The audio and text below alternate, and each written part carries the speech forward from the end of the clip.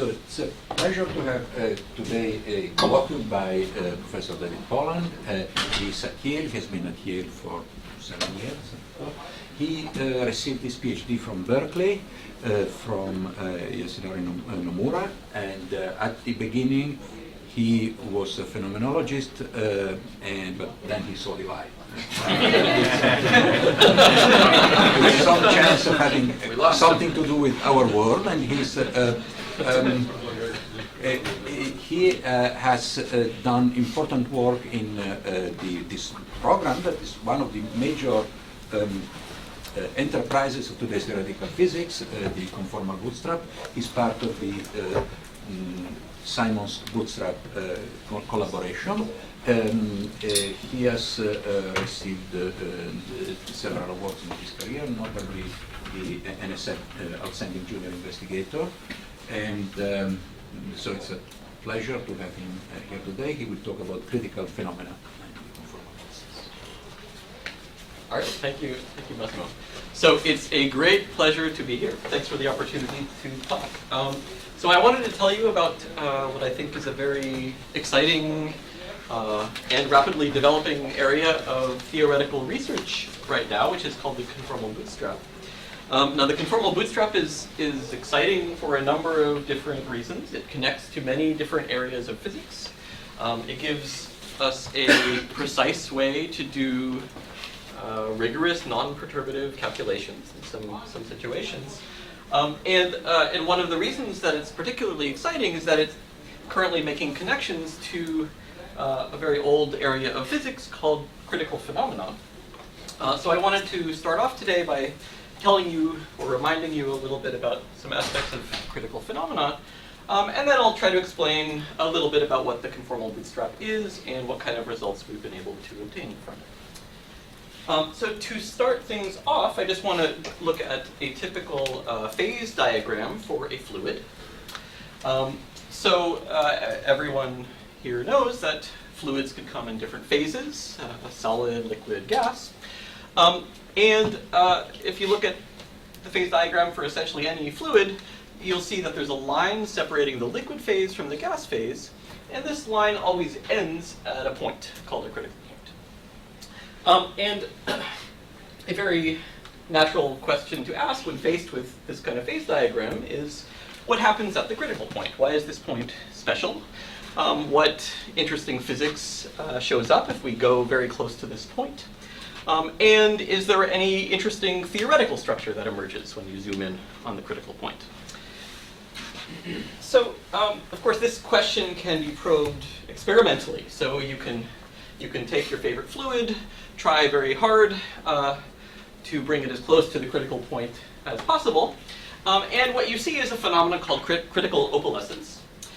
And so, for example, if you have a fluid like ethane, which is ordinarily clear, light has no trouble passing through, then as you get very close to the critical point, you'll see that it becomes sort of milky white, and light has a lot of difficulty passing through the fluid. So this is giving us perhaps some clue about what's going on, and so we can try to understand that phenomenon. And physically, what we think is happening is that there are fluctuations of the fluid density. Okay, the density is different here, over here, and over here. And these thermal fluctuations are occurring over longer and longer distance scales as one approaches the critical point. And the distance scale over which the fluctuations occur is measured by something called the correlation length, xi.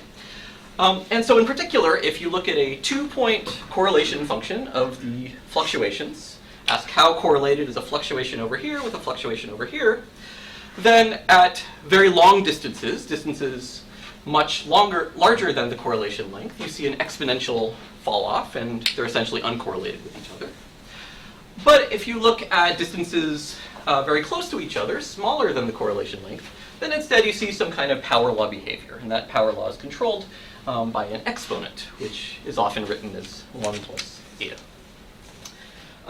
Now, as you approach the critical point, what you see is that this correlation length itself is actually diverging. It gets longer and longer and longer as you get closer and closer to the critical point. It appears to for example, as the temperature approaches the critical temperature, it diverges like T minus Tc to the minus nu power, where nu is another kind of exponent. And at some point, when you get near the critical point, the correlation length becomes comparable to the wavelength of visible light. And once that happens, then that is what is causing light to have trouble passing through and leads to this phenomenon of critical opalescence. Okay? So the correlation length is diverging, and at some point it gets comparable to the wavelength of visible light, and then it just keeps getting longer and longer and longer. And what you're left with, as you get right on top of the critical point, is some kind of power law behavior in the correlation functions.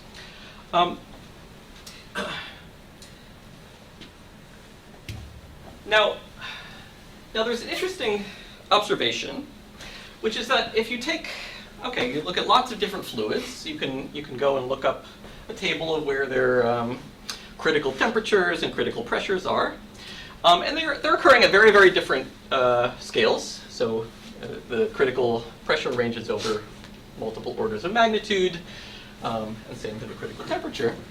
But if you then go measure the critical exponents near the critical points for all of these different fluids, then they always come out to be the same numbers. So this is a phenomenon which is sometimes called universality. You see the same exponents in a wide variety of different physical systems. And just to give you a sense, if you go and measure a particular combination of exponents called beta in helium, carbon dioxide, and ethane, you always see the same numbers popping out. And typically in a lab, you can measure these to the 3-digit level. So this is just to give you a representative example. So these are, you see the same exponents in different fluids. In fact, you can also see the same exponents in very, very different kinds of systems. For example, certain types of magnets. So you can take certain types of magnets called uniaxial magnets, where the spins of the magnet point either up or down. They have a preferred axis. Concretely, these can be realized in certain magnets made out of rare earth metals. And these also have a critical point in their phase diagram. And if you go and cross that critical transition, what you see is that at temperatures below the critical point, the magnet is magnetized. It has some magnetization. But if you go to temperatures above the critical point, then it becomes demagnetized. And you can, again, measure some critical exponents associated with this transition called the Curie transition. And you see the same numbers popping out. So the beta exponent in this case is, again, 0.321 with some error in the third digit, which is compatible with the same numbers that you saw in fluids. Okay, so this is this observation called universality, that you see the same exponents popping up in a wide variety of different systems, and it goes beyond fluids and magnets. You can find systems like mixtures of different fluids that can have a transition from a mixed to an unmixed phase. There are certain types of highly quantum critical points in not 3 dimensions, but 2 + 1 dimensions, where you can also find critical phase transitions, and you can find the same exponents in these quantum critical points as in fluids and magnets. So this is calling out for some kind of explanation. What is going on? There's some kind of underlying structure to these critical points, which is emerging in these vastly different systems. So, or said more plainly, we have the observation that boiling water behaves the same way as a magnet, and this is calling out for some kind of deeper explanation. Okay, so the fact that the correlation length is diverging is giving us a clue about what's going on. So, in fact, it means that the correlation length diverges. Correlation functions look like power laws, and power laws, in fact, look the same at all scales. So if I have a power law, I zoom in on it, it still looks like a power law. And this is signifying that there's actually an emergent scale invariance. describing the critical points. The physics look the same if I zoom in or zoom out. And in fact, it's believed that the symmetry of these critical points is enhanced to an even larger group called the conformal group. Now, the conformal group, if you know any group theory, it's isomorphic to SOD plus 1, comma 1 in d dimensions, which is sort of like the d plus 2-dimensional Lorentz group. And it consists of a number of different transformations of space. So it consists of ordinary translations, moving from here to here. It consists of rotations. It consists of rescalings, zooming in or zooming out. This is the scale invariance that I mentioned. And it also consists of some kind of funny transformations called special conformal transformations. And these are a way of twisting space in a way which preserves angles. So for example, up here I have a grid of lines which are all intersecting each other at 90-degree angles. Now, there's a way to twist this grid so that the lines still intersect each other at 90-degree angles. And this is an example of a special conformal transformation. So now if you take it as a working assumption that conformal symmetry emerges as these critical points, it's very, very helpful because you can use it to start organizing the way you think about the physics. So in particular, we think about the physics as being described by some fields like the fluid density, or in quantum language, some local operators, O of x. And we can organize these fields or local operators according to how they behave under all the different conformal transformations, like rescalings, rotations, or special conformal transformations. So in particular, because we have this rescaling symmetry under zooming in or zooming out, we can ask how all of the local operators behave when we zoom in or zoom out. And for example, if I rescale my coordinates x by a number lambda, then a local operator might get multiplied by a factor lambda to the minus delta power. Well, delta is some number. And this number delta is called the scaling dimension of the operator. So this is, if you like, just a fancy way of stating what we do when we do ordinary dimensional analysis. We ask how different quantities change if you change your units. But in general, all of the fields or local operators in these theories might have scaling dimensions which are funny numbers. They don't have to be integers, but they give you a way of characterizing their behavior under zooming in or zooming out. Now, the nice thing about knowing the scaling dimensions of the local operators is that they're in fact directly related to these critical exponents, which I mentioned before, that you can measure directly in experiments. So in particular, in the case of these fluids, there is an operator called sigma, whose scaling dimension is related to the exponent eta, which showed up in this 2-point correlation function. There's also an operator epsilon, whose scaling dimension is related to the exponent nu, which showed up in the divergence of the correlation length. So this gives us a sort of a clean way to think about where all these critical exponents come from. They're related to the scaling dimensions of the fields or local operators in our theory.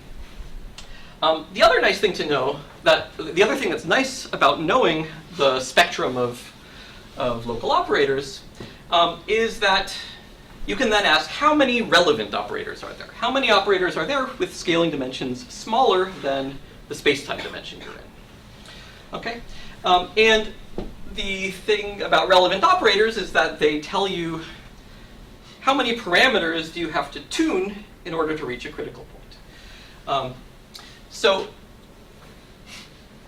going back to, say, the phase diagram of water, we know that we have to tune 2 parameters to reach the critical point, the temperature and the pressure. This is directly related to the fact that the conformal field theory describing the critical point contains precisely 2 relevant operators, 2 operators with scaling dimensions smaller than 3 in that case.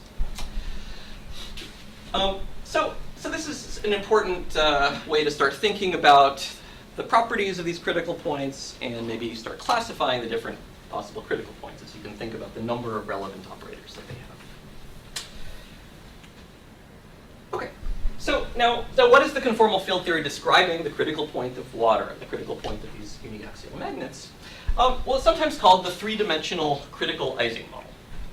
Now the Ising model has a long history. Originally, typically it gets introduced by defining a lattice of spins. This is some spin Hamiltonian, the Ising Hamiltonian, which have nearest neighbor interactions.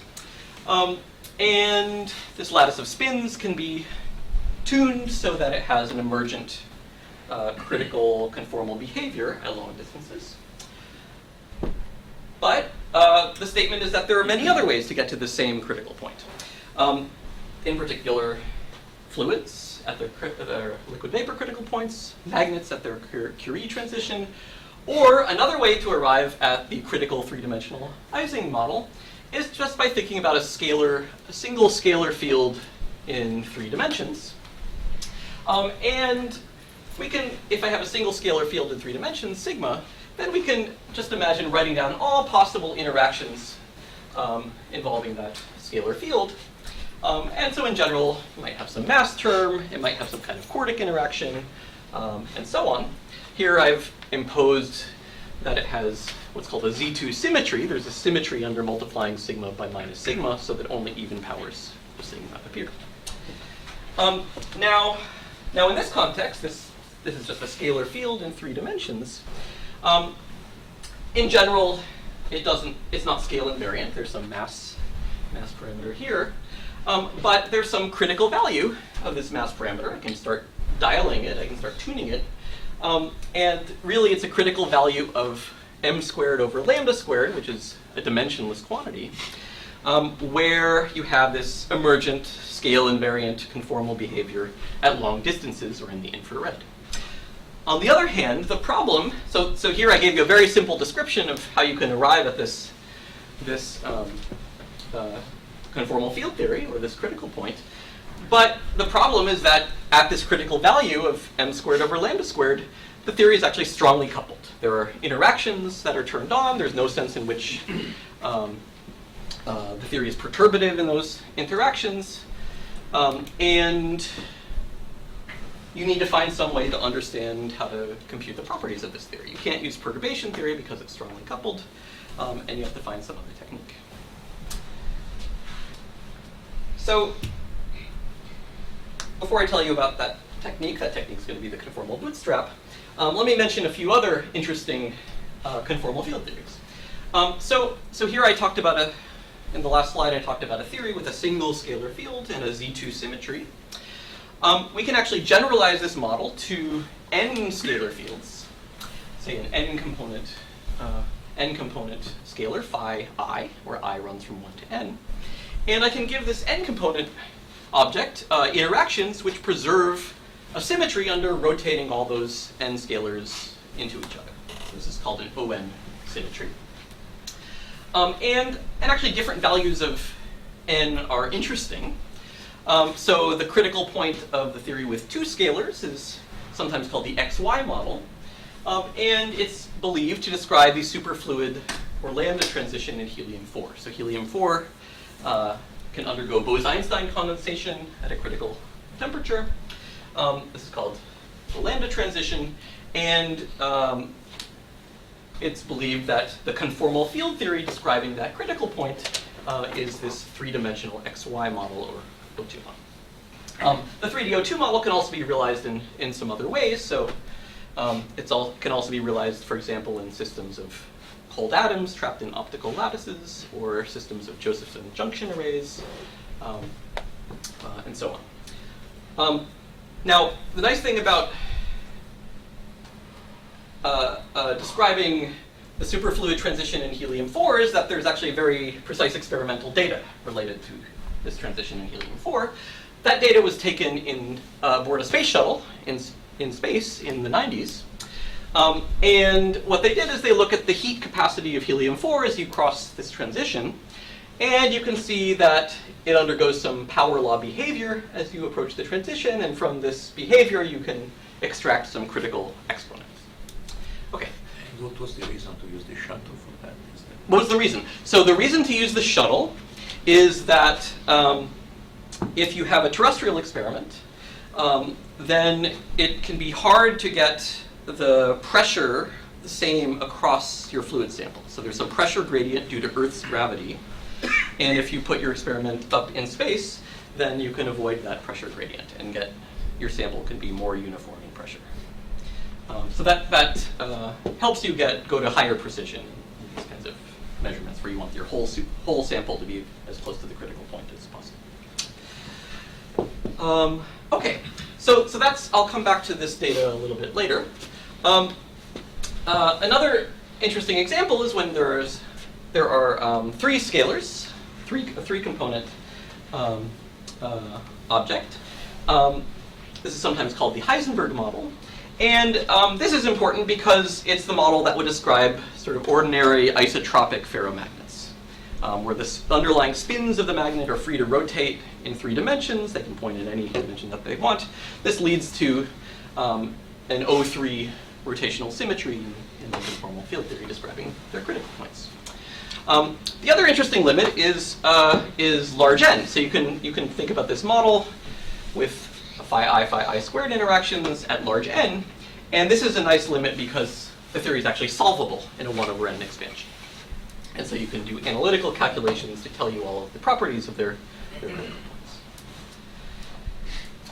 Somehow it seems like you should be able to map n into some physical characteristic of some degrees of freedom. Are you going to tell us about that? Oh, sure. Well, so yeah. So you could predict what n was, knowing something about what the system. Yeah. So all you need to know is you want to know the symmetry of your system. Okay. So in the case of isotropic ferromagnets, there's a symmetry under letting the spins of the magnet rotate in 3-dimensional space, and that leads to this emergent O3 symmetry of the critical point. That one So, I could guess. Yeah. But how come n equals 2 for superfluids? Yeah. So in that case, that case is a little bit more subtle. So there's it's undergoing Bose-Einstein condensation. So there's some condensate which is forming, and there's some kind of macroscopic wave function which is describing that condensate. Now that macroscopic wave function is, you can think of as being some complex valued field, and so the phase rotations of that complex macroscopic wave function correspond to this, are the same thing as this O2 symmetry. So this is a slightly different language, but it's the same structure languages. Thanks, good question. So, okay, so those were some examples, but actually there are many more conformal field theories that people know about. You can build them involving not scalars, but say fermions or gauge fields. People know about CFTs in lots of different dimensions, 3 dimensions, 4 dimensions, 2 dimensions, 6 dimensions. There are also fascinating theories with supersymmetry relating bosons to fermions. And of course, there's also a very close connection to holography, or the ADS CFT correspondence, where some conformal field theories are thought to have dual descriptions in terms of gravitational theories in 1 dimension higher. So there's sort of a whole zoo of these conformal field theories that people know about, some of which are related to experiments, like I talked about before, some of which are just theoretically interesting. And there's sort of a very sharp task, which is that we'd like to map out the space of conformal field theories. We want to know what are all the different conformal field theories. And for the interesting ones, we'd like to know how do we make sharp predictions for their spectrum of scaling dimensions. Okay, these are the observable quantities in the conformal field theories. So how do we do that? So here comes the conformal bootstrap. So the idea is that you want to try to pull yourself up by your bootstraps, as this man is doing. And what does that mean? So that means that you want to use what you have on you to try to go somewhere. And use what you have on you means you use all of the mathematical consistency conditions that you know to be true of any conformal field theory. Okay? You use the things that you know. And in particular, it means you use conditions like conformal symmetry, the fact that we have this big symmetry group. We use a constraint called crossing symmetry, which if you like, encodes associativity of the underlying operator algebra. So this is some fundamental assumption about the structure of the operator algebra. And also properties like unitarity. Unitarity is telling you that probabilities are conserved in quantum mechanical systems. It's something that's mandatory. In statistical or Euclidean theories, it has has something that corresponds to unitarity, which is called reflection positivity. And we know that a great many statistical systems satisfy reflection positivity. But there is no fundamental reason why. There is no fundamental reason why you can only talk about reflection positive statistical systems. But these are the ones that, for example, if you were to do a Wick rotation to turn them into a Lorentzian theory, would correspond to a unitary theory. Okay, now this idea of the conformal bootstrap to use these consistency conditions to map out and solve CFTs actually had a beautiful success story in 2 dimensions. So this goes back to work in the 70s and in the early 80s, which sort of culminated in a beautiful classification and solution to a sequence of 2-dimensional CFTs called the minimal models. And so, for example, the first 2-dimensional minimal model is the 2-dimensional Ising model. And there, because we have this exact solution, we know all the scaling dimensions, and in particular this field sigma, which, if you like, describes the spin density of the Ising system, has a scaling dimension of 1/8, and epsilon, which describes the energy density of the system, has a scaling dimension of 1. So we have these kind of exact solutions in 2 dimensions, which came out of using these bootstrap ideas. On the other hand, progress in more than 2 dimensions was much slower, and it's really only over the last decade or so that real, exciting, substantial progress has been made. So how does the bootstrap work? So the idea is to formulate these consistency conditions, in particular this condition which I called crossing symmetry. And the way that you do that is by thinking not about 2-point correlation functions, like I discussed before, but 4-point correlation functions. So you ask, okay, if I have a fluctuation here, here, here, and here, how correlated are they with each other? And the nice thing about 4-point correlation functions is that they give you a way to probe the whole spectrum of the theory. So in particular, they can be expanded using something called an operator product expansion into a sum of special functions called conformal blocks. And each conformal block tells you about the contribution of some operator in your theory. So these conformal blocks are labeled by the scaling dimension that we talked about, as well as the spin or angular momentum of that operator. This is sort of like taking a function and doing an expansion in spherical harmonics. Okay, so we can always take any function and do an expansion in spherical harmonics. These are sort of nice group theoretic objects. They're eigenfunctions of the L-squared operator of the rotation group. Similarly, these conformal blocks are eigenfunctions of the quadratic Casimir of the conformal group. So these are sort of like spherical harmonics for the conformal group. And you can always do this kind of expansion in a way that probes the spectrum. And it's a very sort of nice way to get at things. Now the point is that actually there are multiple ways to do this expansion. Okay, there's not a unique way,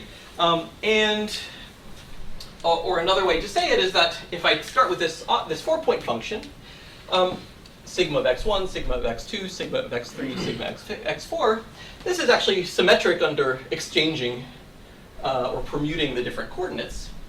And if I take my conformal block expansion and exchange 2 of the coordinates, I get a different kind of expansion. Or said another way, a sum over conformal blocks in an S channel equals a sum over conformal blocks in a T channel.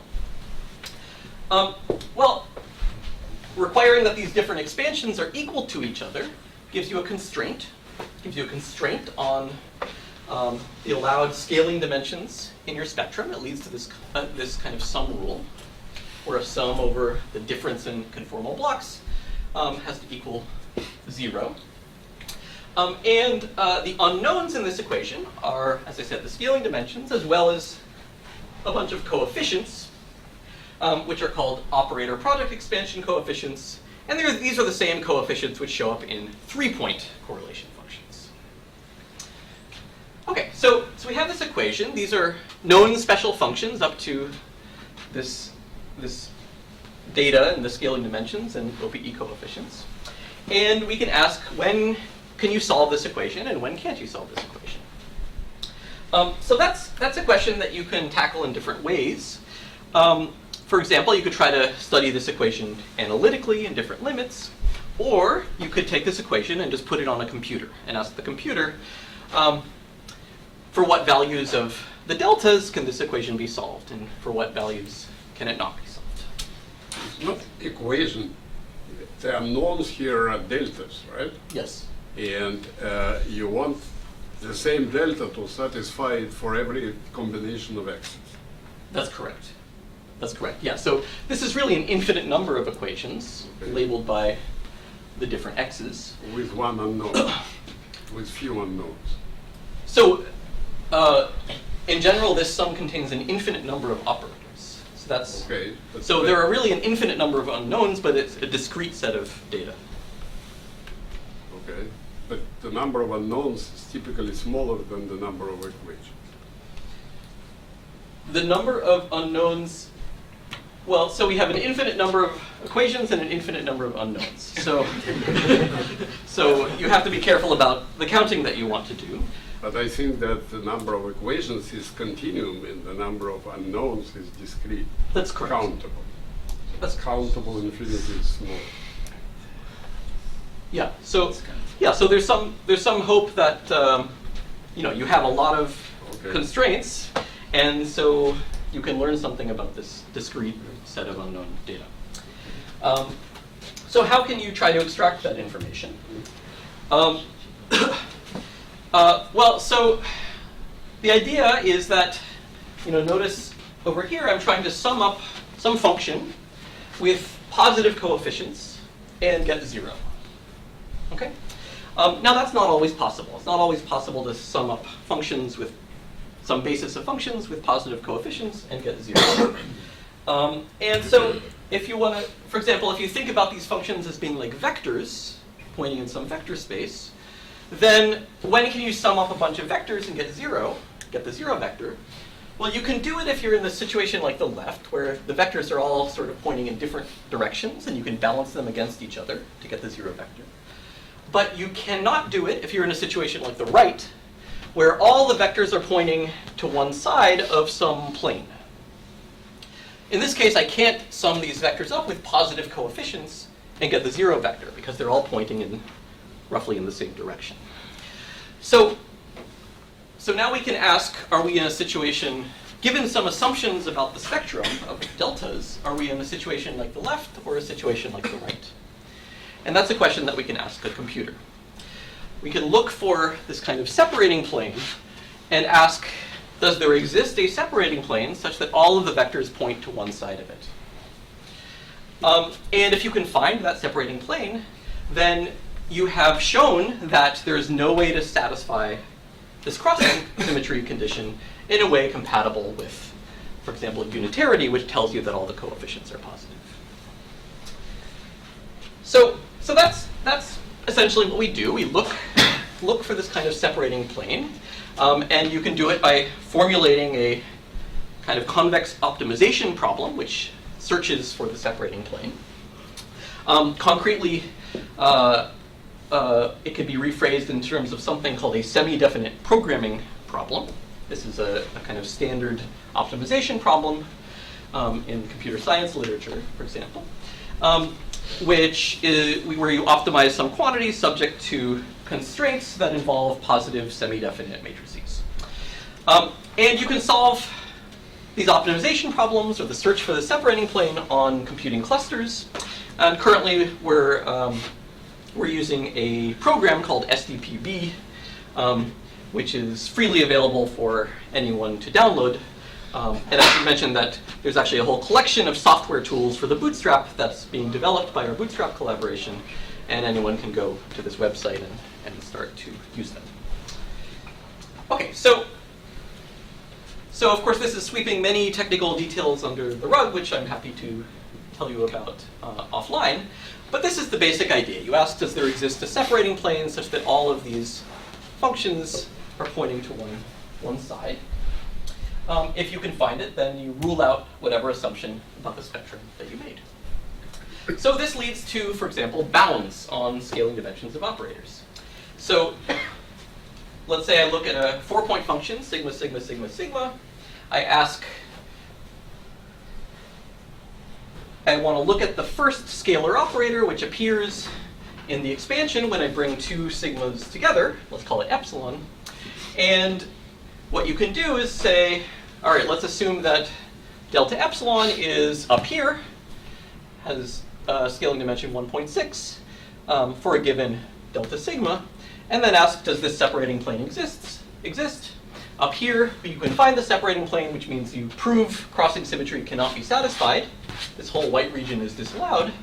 And down here, you're unable to find the separating plane. So crossing symmetry maybe could be still solved.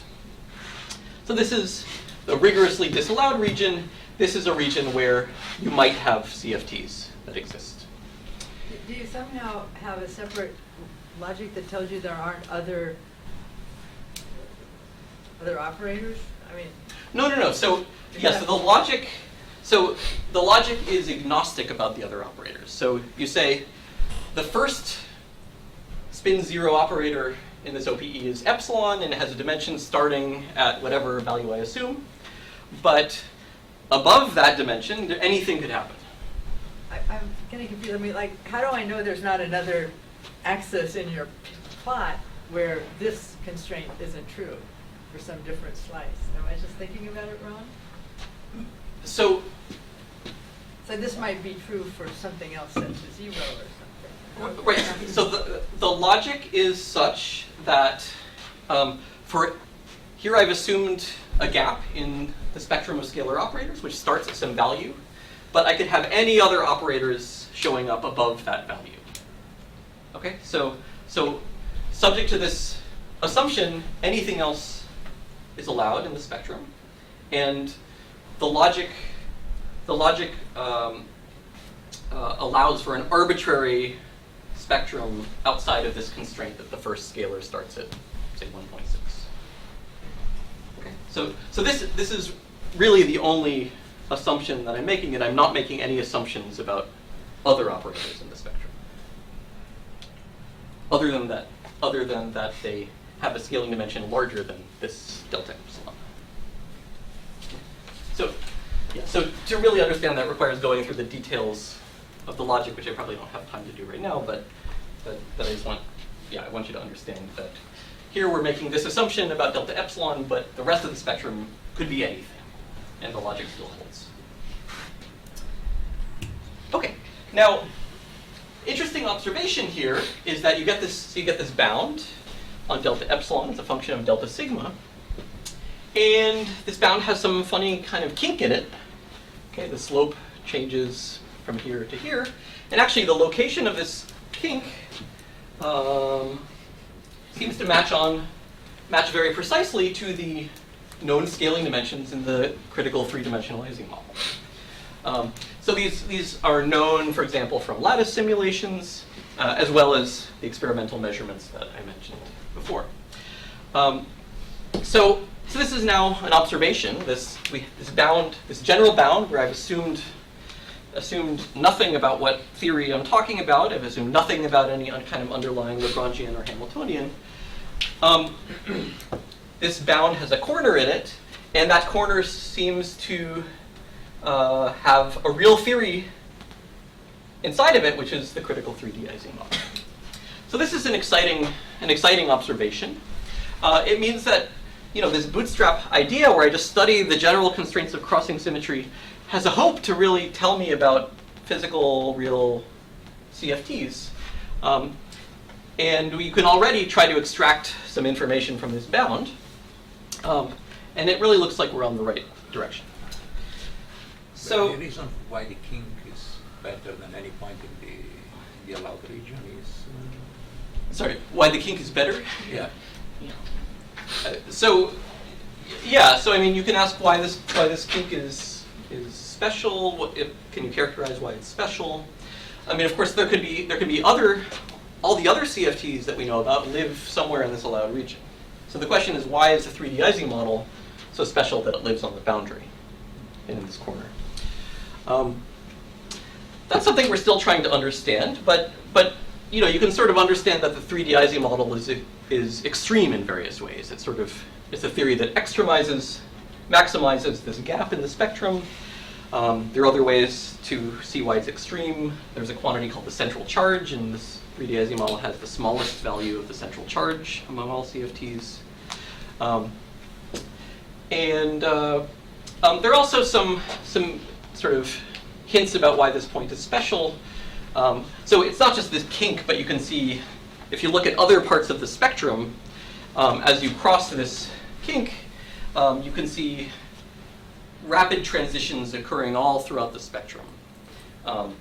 And those transitions seem to be closely related to, for example, equations of motion that you would expect in a Wilson-Fisher fixed point description of the Ising model. So long story short, we're still trying to understand why this point is precisely why this point is special, but you can learn a lot about it by studying it more carefully. But the expectation is that there is a discrete number of points in this blue region, right? That's right. The expectation is that there are a bunch of just discrete CFTs out there. There could be some rare continuous families of CFTs that live in what we call conformal manifolds. So a theory like n equals 4 super Yang Mills has a continuous parameter. But for the most part, they're discrete, and the way to think about that is that here we've only imposed one crossing symmetry constraint coming from one 4-point function. But there are many other 4-point functions you could think about, and those might carve out this space in different ways and place additional constraints that would eventually leave you with a discrete set of solutions. So if I come up with a different strategy that removes a continuous front, I will discover new kinks in that. Right. Yeah. So now this is a fascinating arena to start exploring these questions and see, can you find new kinks? Can you come up with ways to isolate various known CFTs? And in some cases, we've now understood how to do that. So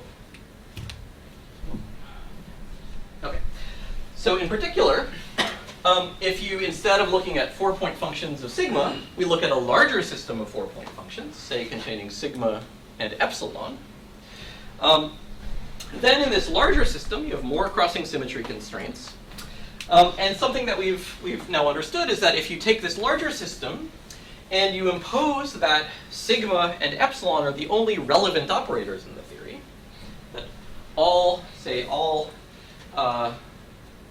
operators above sigma and operators above epsilon have scaling dimension bigger than 3, then you can look at this allowed space, and you see that instead of this bound with a kink in it, you actually get some isolated allowed region, where everything around this allowed region you can rule out by finding this separating plane.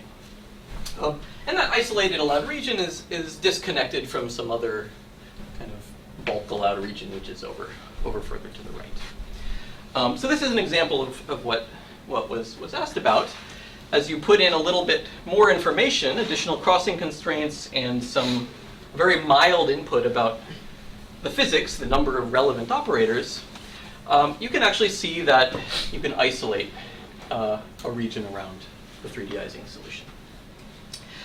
So now you can ask an obvious question, which is, now that we've managed to isolate this region, how small can we make this little island?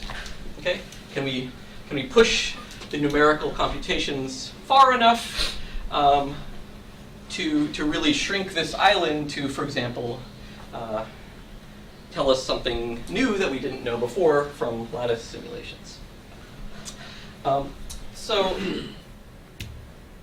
let me show you what's sort of progressed over the course of a few years by pushing the numerical computations farther and farther. This involves looking for this separating plane over larger and larger search spaces. Zoom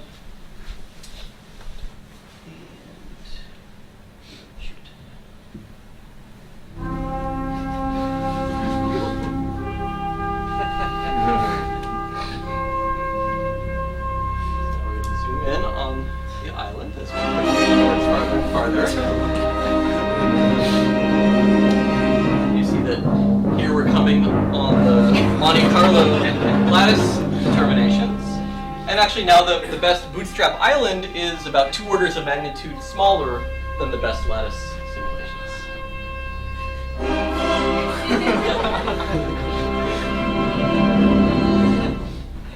I give credit to my collaborator David Simmons-Duffin for producing this amazing video.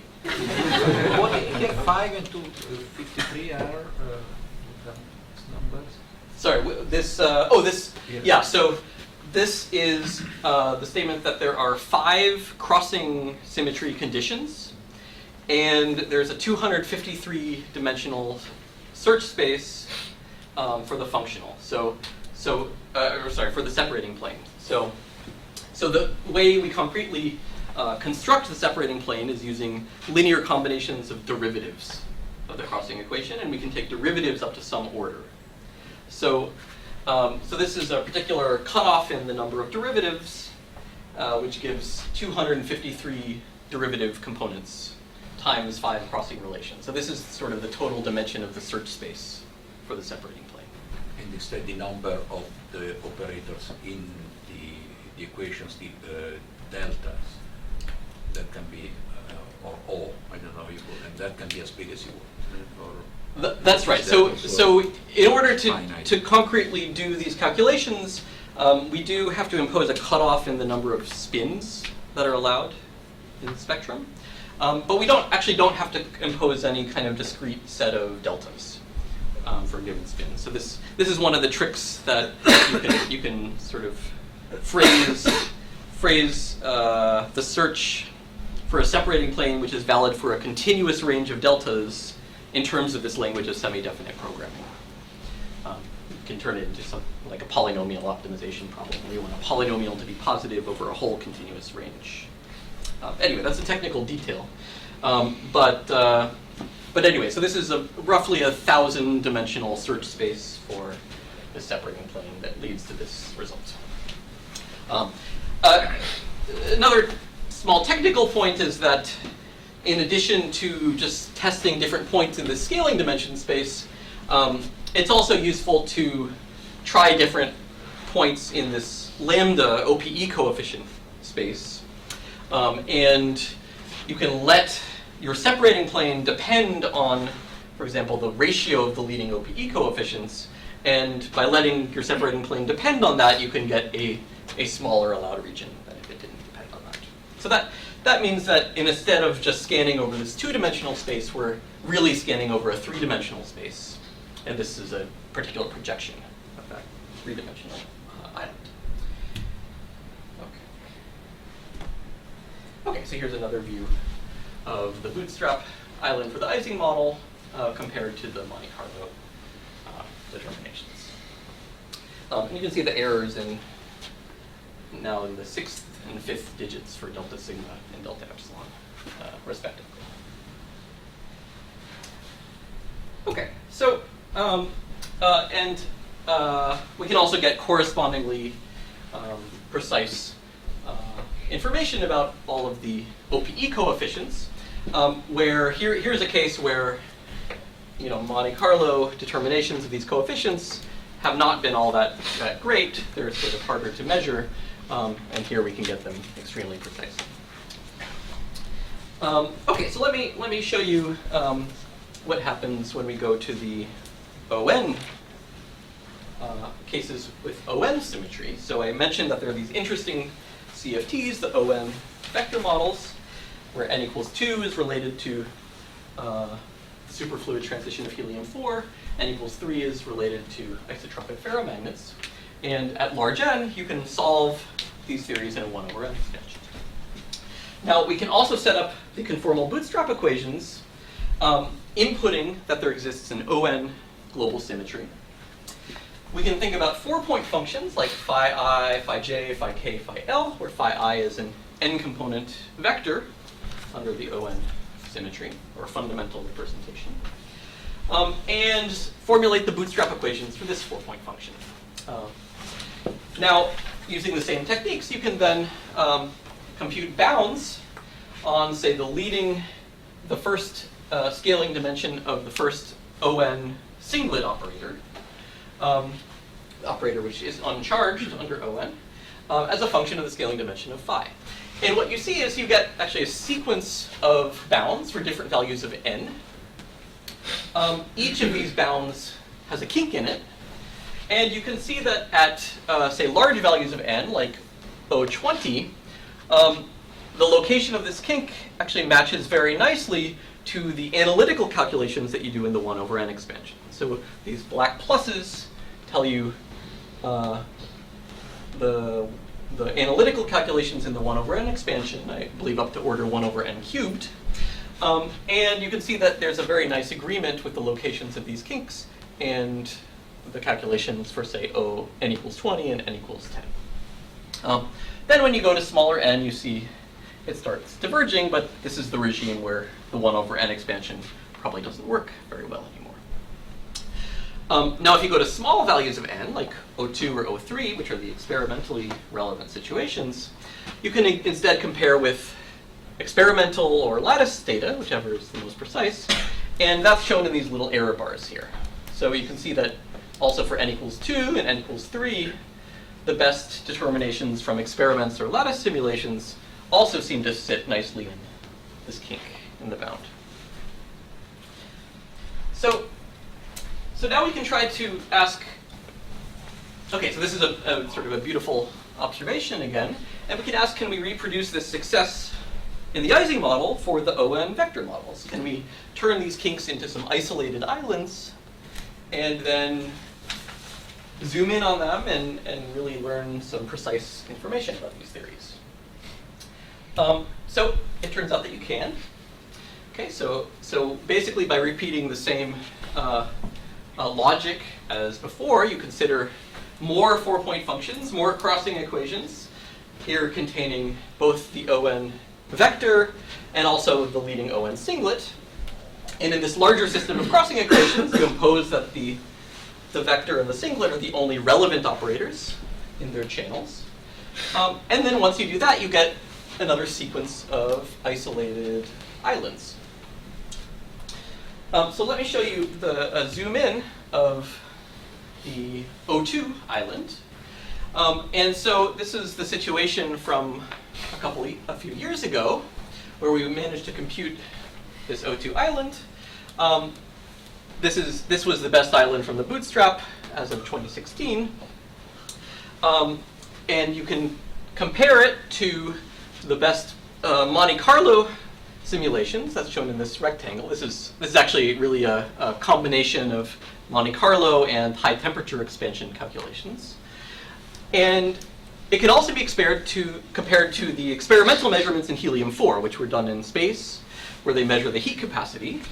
And the measurements of the exponent alpha showing up in the heat capacity translates into a measurement of the scaling dimension of the leading singlet. So the experimental measurement is shown in this horizontal band, showing their 1 sigma and 3 sigma error bars. And you can see that there's a discrepancy here. Okay, and this has sort of been a discrepancy which has lingered for over a decade. And it's, if you take all the error bars at face value, it's something like an 8 sigma discrepancy between Monte Carlo and helium-4 measurements. So you can see that as of a few years ago, 2016, we weren't quite able to resolve this discrepancy. But now we've been working hard to try to shrink this island even more. The way we're shrinking it even more is by considering yet a larger system of crossing equations, involving not just the O(n) vector and the singlet, but also, say, the charge 2 operator, or the 2-index tensor of O2. And in that larger system of crossing equations, we've now, in work in progress, which is not yet published, been able to shrink this island to be smaller than the Monte Carlo determinations. But in a way which looks like it's compatible. So let me show you. So this involves a system of 22 different crossing equations. We've had to develop various techniques for dealing with this much bigger system. But here, let me just show you a zoom in on the result. So here's our best sort of hot off the press bootstrap island, shown in this black region, compared to the best lattice determinations. And also there was another very recent Monte Carlo study shown in this red bar. So it seems like everything is nicely compatible, but we get much more precise determinations in some of the dimensions from the bootstrap. Okay, so I would say we've now sort of definitively resolved this discrepancy between Monte Carlo and helium-4, and it remains to be understood what precisely went wrong in these experimental measurements. Probably they severely underestimated their error bars. And actually, to get these very precise results, we've had to develop some sort of sophisticated machinery. So in particular, I told you that it's helpful to get precise islands to actually scan over different possibilities for these OPE coefficients. Now in this case, we're dealing with three different external operators, phi, s, and t. So there are 3 scaling dimensions. There are also 3 ratios of OPE coefficients.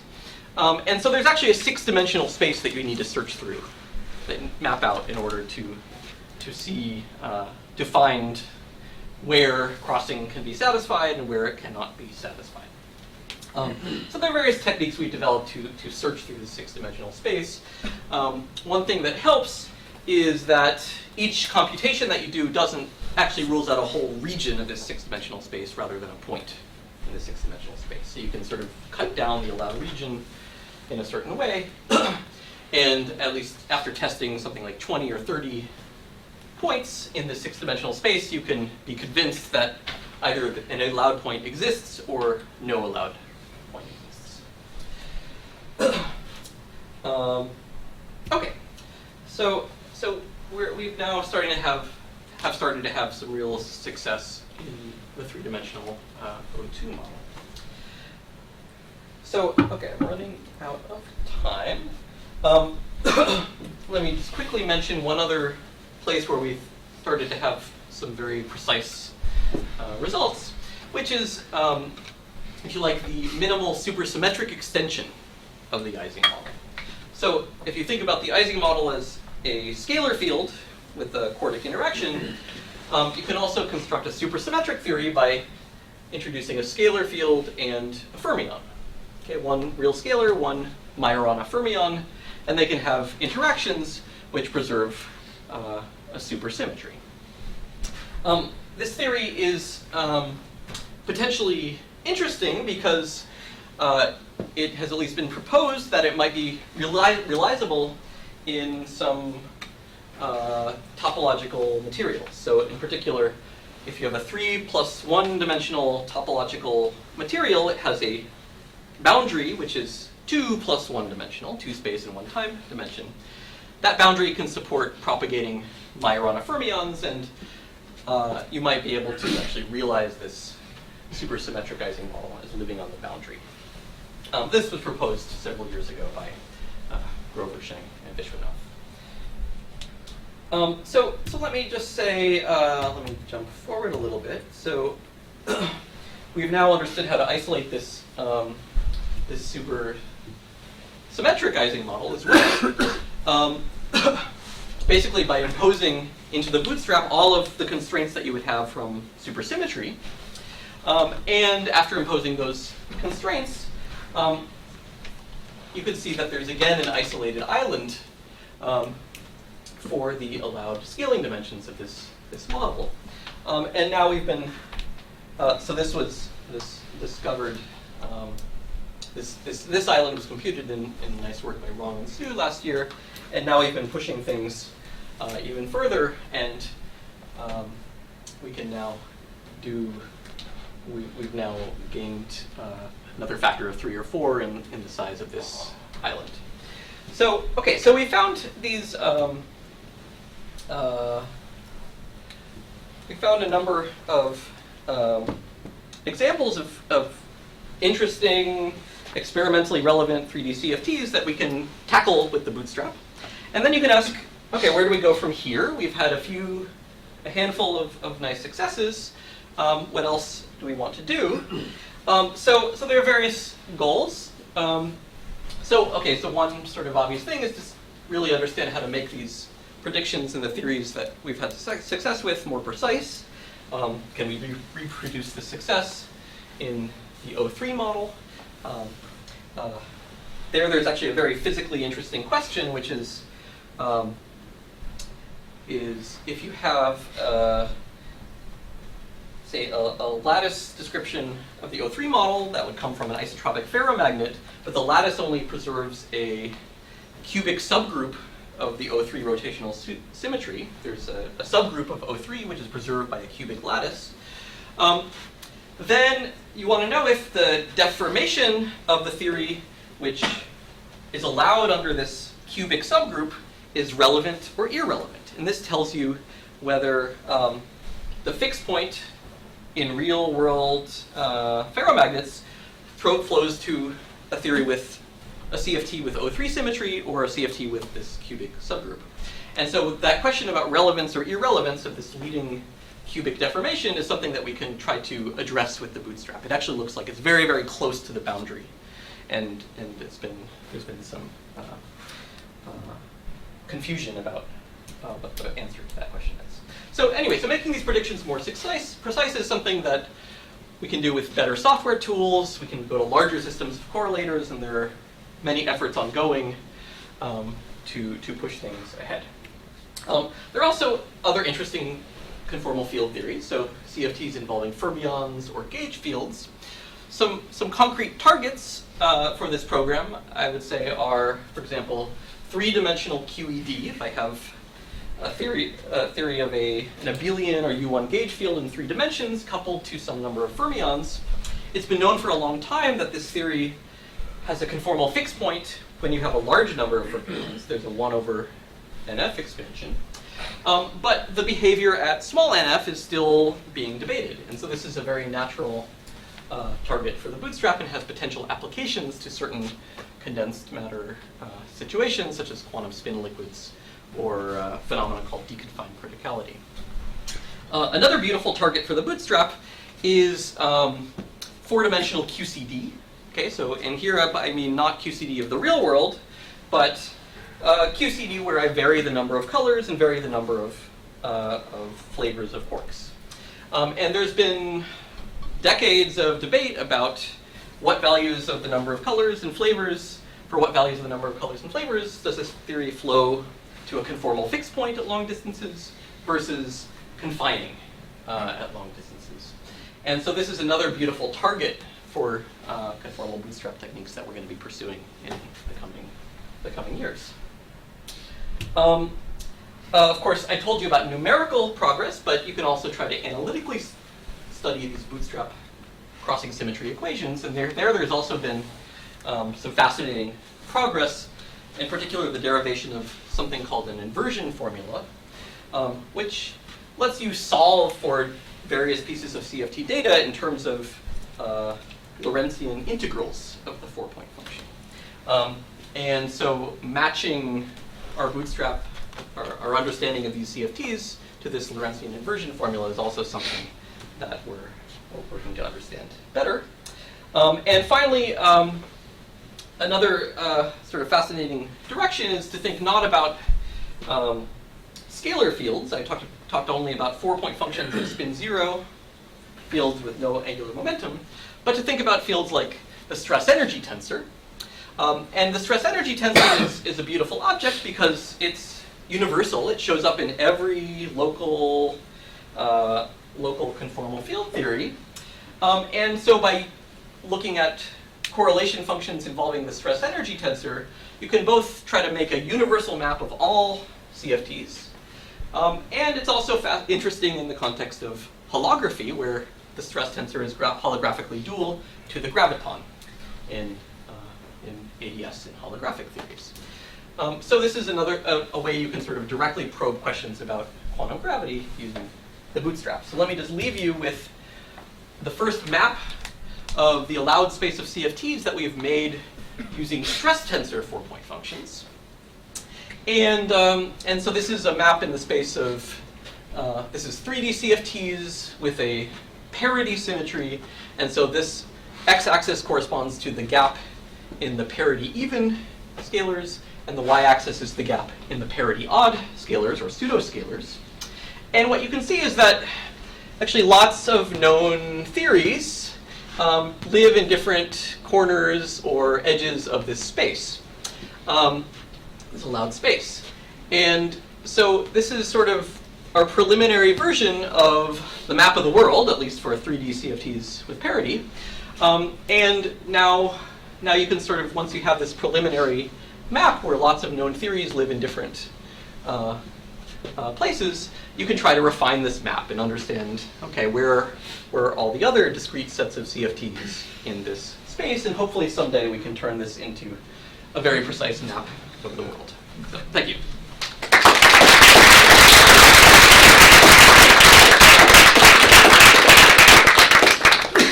Thank you for the talk. Any questions? Did anyone try to use those amazing tools to recheck the old bootstrap theory from the 60s of Jeffrey Chu? For the S-matrix bootstrap. Yeah. Yeah, so actually there has been a revival of the S-matrix bootstrap that I haven't been involved with, but some of the other people in the bootstrap collaboration have been pursuing.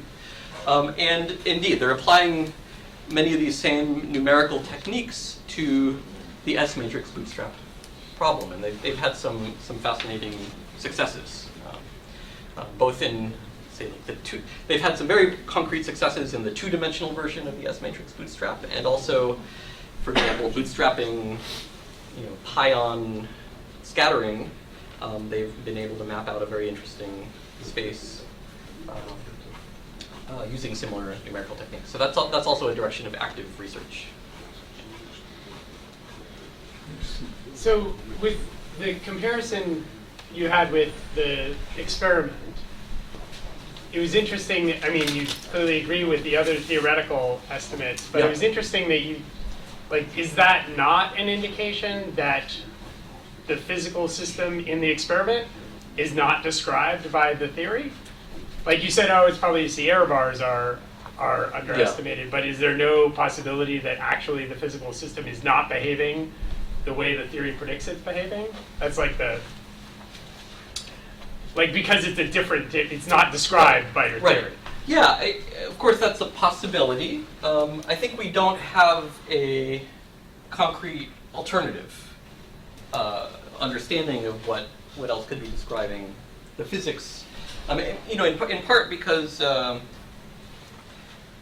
you ask, what are the, once you accept the symmetries of the system and say the number of parameters that you have to tune, there's only a very small number, or maybe one conformal field theory that we know about having that symmetry and that number of relevant operators. So this is part of what leads to this idea of universality. And in this case, we believe there's this U1 or O2 rotational symmetry, and we know the number of relevant operators because we know how many parameters we have to tune. This is the only CFT we know about. So of course, so it's certainly a possibility, but it would need some concrete idea for what the alternative could be. Questions?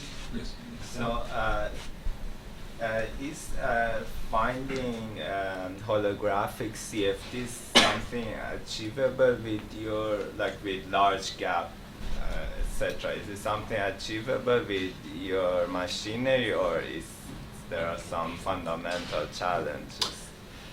It's, I think in principle, yes, but it's something which is tricky. So I mean, typically with these numerical bounds, the problem is holographic theories often live in the interior of the allowed space, so it's a little harder to get at them.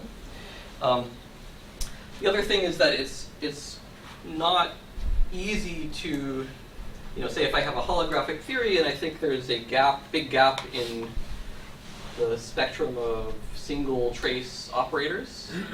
So if I have large n, I can classify operators by single trace, multi-trace, etc. It's actually not easy.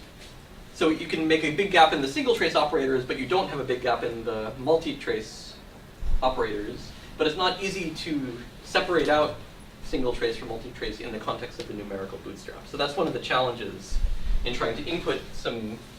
So if you want to input the statement that there's a big gap, you have to contend with how you deal with these multi-trace operators getting in the way. So that's one of the concrete challenges to carrying out that kind of idea. But I think in principle, maybe we can overcome them. Any other questions? Actually, I have one. We can also continue the discussion later over drinks. In how universal and under which assumption is it universal, this equivalence between scaling and conformal invariance? And do you have to make additional assumptions, in particular in 3 dimensions, which is right? Yeah. So actually we know some concrete examples of theories that are scale invariant but not conformal invariant, but they seem to be very, very rare. So in particular, if you have a theory that has a traceless stress tensor, then you automatically have conformal symmetry. So you need to construct some kind of situation where the trace of the stress tensor is non-zero, but it has to equal something very special in order to have scale invariance but not conformal invariance.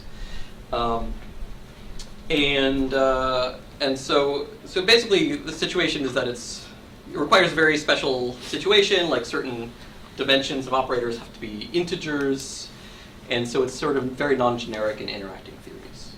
I should say there's also in say 2 dimensions, there's a proof that scale invariance plus unitarity implies conformal invariance, but it's not necessarily true in higher dimensions. where higher means also 3. Sorry? Higher also means 3. Higher also means 3, that's correct, yeah. So we can continue the discussion on the 8th floor, right, where there is our usual refreshment. Before going there, please put back if you took a chair, put it back exactly where you found it.